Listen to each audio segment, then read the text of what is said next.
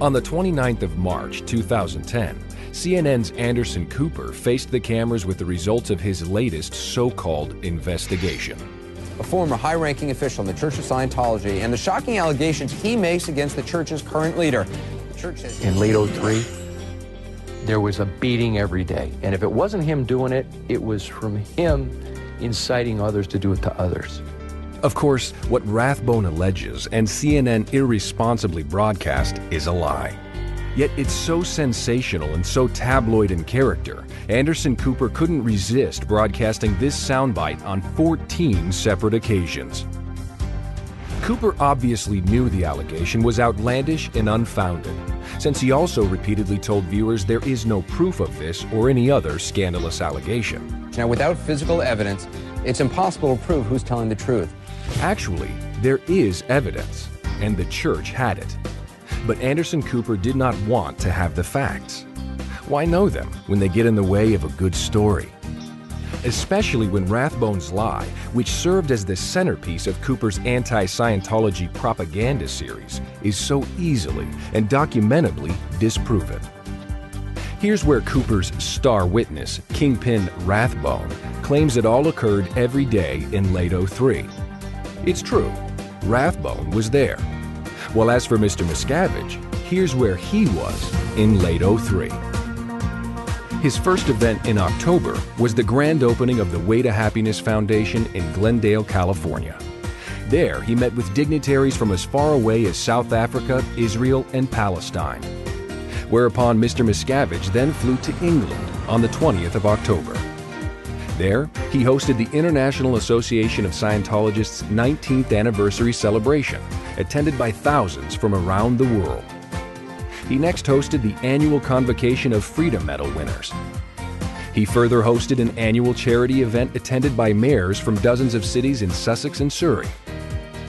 And finally, he held a conference of executive directors from churches across the UK and European continents.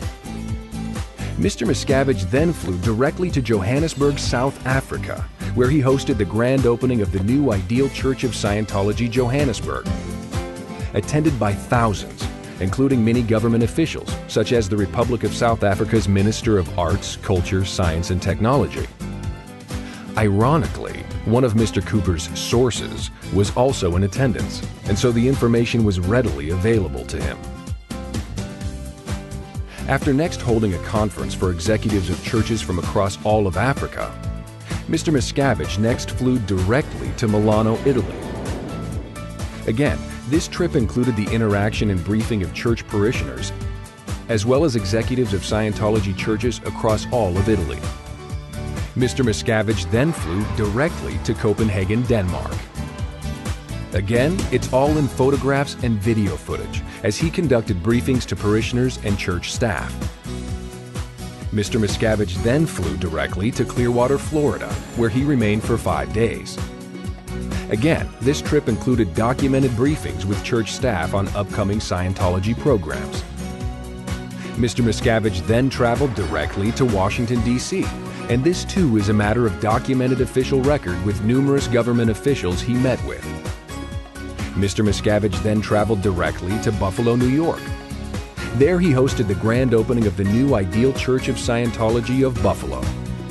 Among the hundreds in attendance was the mayor, who also spoke at the grand opening. Of course, Mr. Miscavige also took the opportunity to speak to local church parishioners. And as always, he conducted a separate briefing with church executives and staff. Mr. Miscavige then traveled directly to Toronto, Canada, and after briefing the Continental management staff in that location, he once again returned to England, where he attended to further meetings with both church executives and UK government officials, again a matter of official government record. Mr. Miscavige then flew directly to San Francisco, California, where he remained until the end of the month. There, Mr. Miscavige hosted the grand opening of that city's new ideal Church of Scientology, attended by over 1,000 Scientologists. Mr. Miscavige again took the opportunity to speak to local Scientologists, quite in addition to city officials in attendance, including the city's then mayor, Willie Brown. And, as always, Mr. Miscavige further held briefings with the local church staff.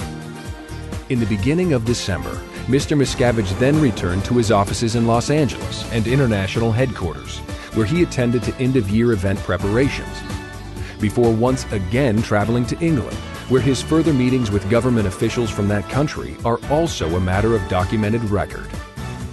The following week, Mr. Miscavige returned to Los Angeles, where he conducted preparations and rehearsals for the church's New Year's celebration. Whereupon, with off days for Christmas, the Scientology New Year's event was held on 29 December at the Shrine Auditorium, attended by in excess of 6,000 Scientologists. Finally, on December 31st, Mr. Miscavige returned to the Southern California base, where he was informed of the misconduct of Cooper's star witness and promptly dismissed him. Yet, despite this evidence, Anderson Cooper repeatedly replayed patently false allegations of a delusional psychotic against the leader of a worldwide religion. And the allegations?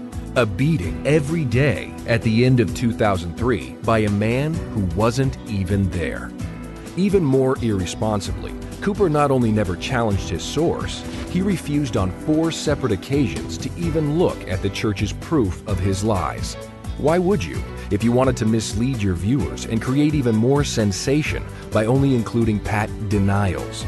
As for the church, it vigorously denies their claims, asserting that Rathbun is a bald-faced liar who was fired because he himself assaulted members of the church, or at least demoted. That's right. And as the footage you've just seen demonstrates, late '03 was notable to all Scientologists world over for Mr. Miscavige's opening of the first 3 ideal churches of Scientology and his travel to numerous other churches around the world. Pictures don't lie. 2 starkly different versions, only one of them can be the truth. Someone is lying, is lying, is lying, is lying. And now you've seen the truth.